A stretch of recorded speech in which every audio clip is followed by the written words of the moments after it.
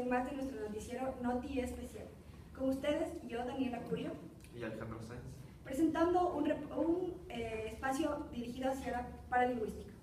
En primera instancia vamos a presentar una entrevista hacia dos ilustres licenciados en la lengua. y también tenemos un reportaje sobre las funciones de la voz. Primero les voy a decir una pequeña introducción sobre qué es la paralingüística. La paralingüística es una disciplina auxiliar del lenguaje, la cual estudia la importancia que tiene la voz en la comunicación. Con esta información enlazamos a nuestro compañero Denis Paucar. Bueno, gracias del estudio. Me encuentro aquí junto a Anthony y Camila, unos licenciados, como ya les dijo mi compañera, en estudios de lengua. Ya. Nos hemos enterado que ustedes están haciendo un libro acerca de la paralingüística. ¿Nos podrían hablar acerca de eso? Claro, Denis, adelante con tus preguntas. Bueno, como todos sabemos, para la producción de la voz se necesitan algunos órganos internos. ¿Cuáles son esos?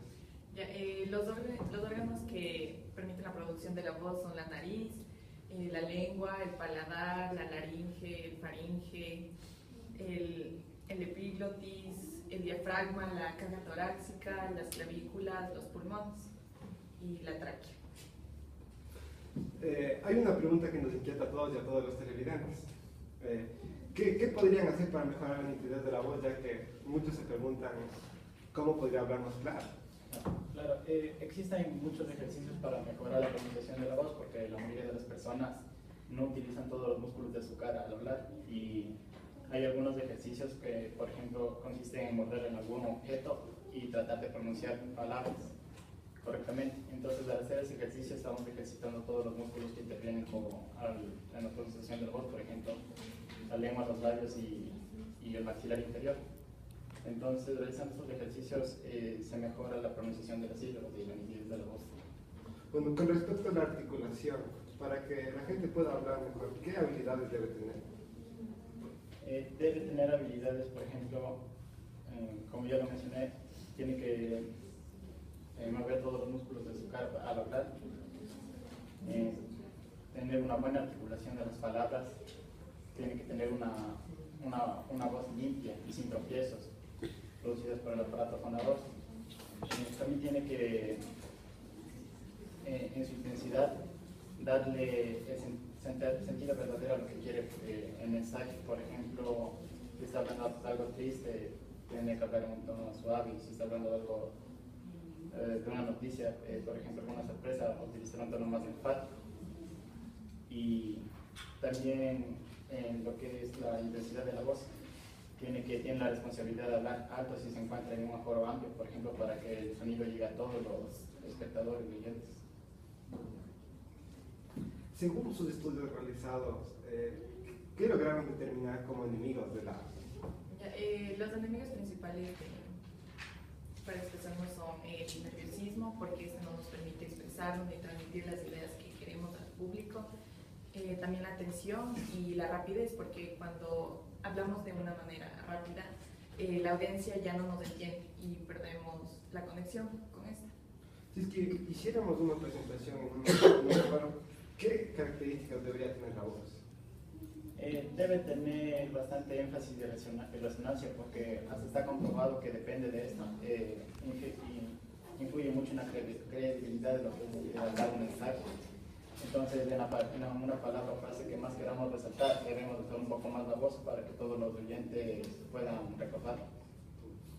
El problema que sufren muchas personas al realizar un discurso es que se vuelve monótono. ¿Qué podríamos hacer para que el discurso no? Para que un discurso no sea monótono, tenemos que hacerlo de una forma didáctica. Y esto lo logramos manteniendo un ritmo ágil para que la audiencia nos siga y no perdamos. Esto ha sido toda la entrevista.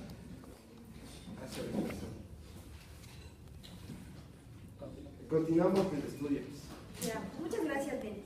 También es importante saber cuáles son los componentes paralingüísticos, ya que estos atribuyen a las cualidades de la voz.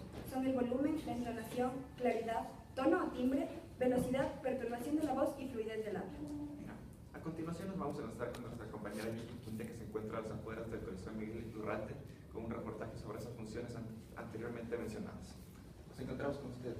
Muchas gracias, Alejo. En la Universidad de las Fuerzas Armadas se llevó el 7º Congreso de las Funciones de la Voz, en el cual se resaltó 4 funciones importantes, como es la que nos ayuda a expresar nuestra personalidad, ya que cada persona tiene su propia personalidad, su tonalidad de voz, y esto lo identifica como cada uno.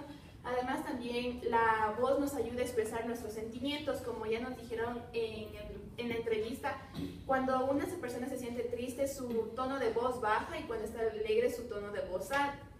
Además, nos ayuda a la comunicación, ya que nos permite transmitir el mensaje que queremos dar de emisor a receptor, y también es una característica principal para muchas funciones que vienen a continuación en una oratoria o en un discurso en otros campos. Y esas son las 4 funciones que se pudo resaltar en el 7º Congreso que se llevó a cabo en la Universidad de las Fuerzas Armadas. Gracias. Muchas gracias, Gigi, y muchas gracias a ustedes por televisarnos una vez más aquí en su noticiero Noti Especial, de Estudiantes para Estudiantes.